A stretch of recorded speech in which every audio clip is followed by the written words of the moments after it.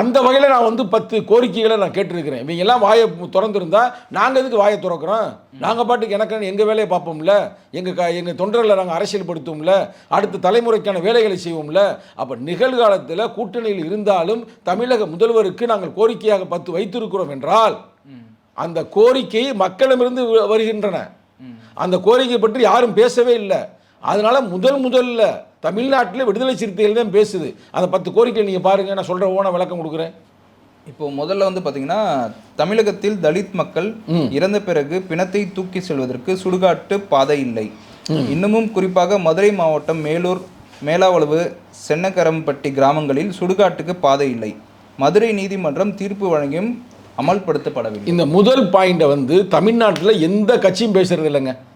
எந்த கட்சியும் பேசல. அதாவது மொத்தம் வந்து இங்கே வந்து பல கிராமங்கள் இருக்குது. இந்த கிராமங்கள் ஏறக்குறை 70 விழுக்காடு அந்த செத்துப்போன தலித்து பாடியை, செத்துப்போன பிணங்களை தூக்கி செல்வதற்கு பாதையே இல்லை.